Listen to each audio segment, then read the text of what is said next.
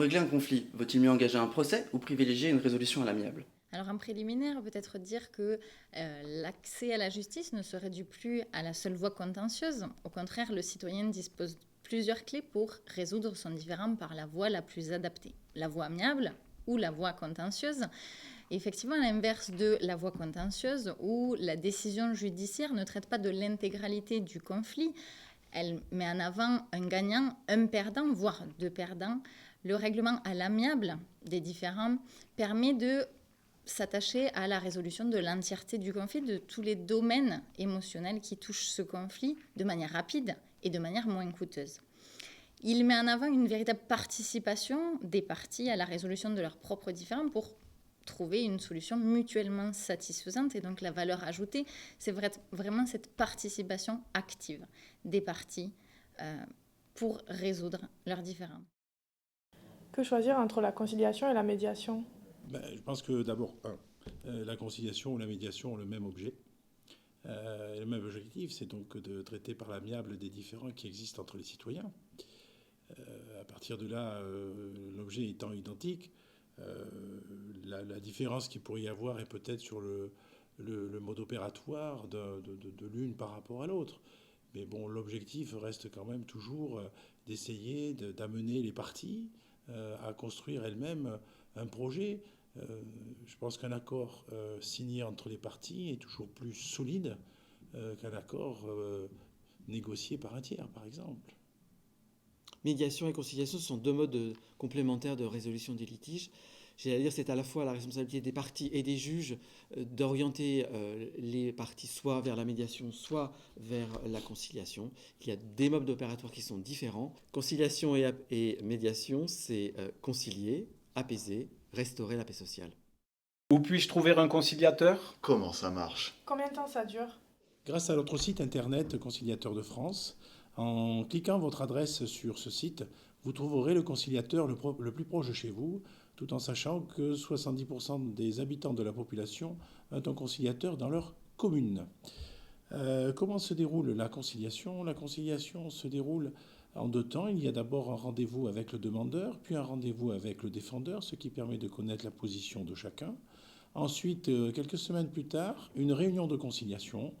Et c'est au cours de cette réunion que les parties sont invitées, avec le concours du conciliateur de justice, de conclure justement elles-mêmes une proposition de solution à leurs différends. Et enfin, combien de temps ça dure?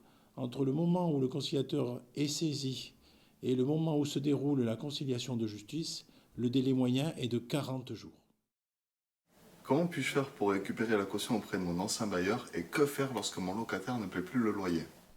Pour recouvrer son dépôt de garantie, je vous invite dans un premier temps à contacter votre propriétaire. C'est un conseil qui peut paraître anodin, mais un coup de téléphone peut parfois désengorger une mauvaise situation.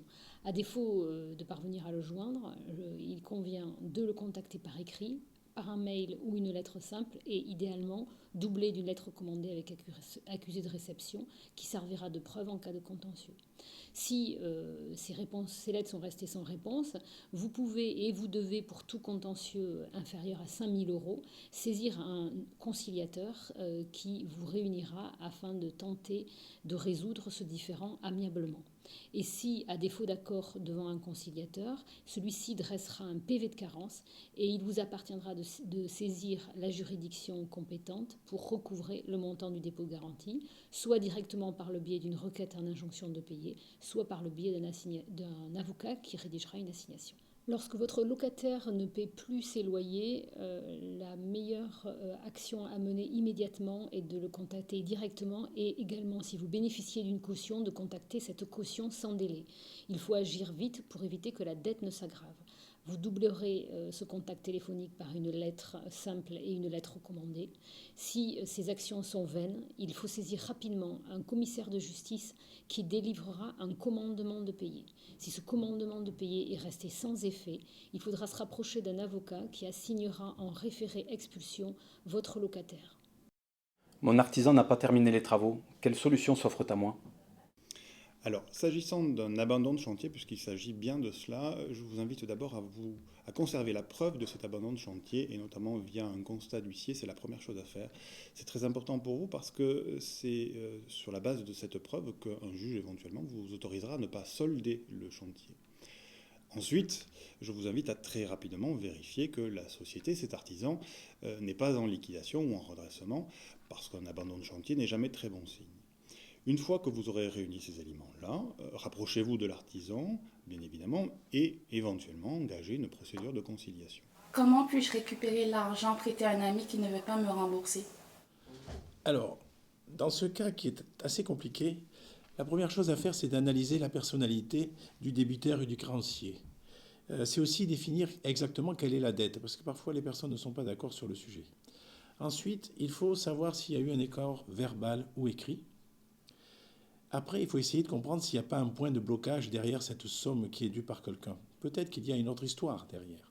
Le rôle du conciliateur, c'est de trouver. Ensuite, la solution sera de proposer dans les options qui existent, soit un versement en totalité, soit le versement d'un acompte suivi d'un échéancier, soit la mise en place d'un échéancier total. C'est ce qu'on retrouve dans la plupart des cas de sommes qui sont dues par une personne auprès d'une autre personne.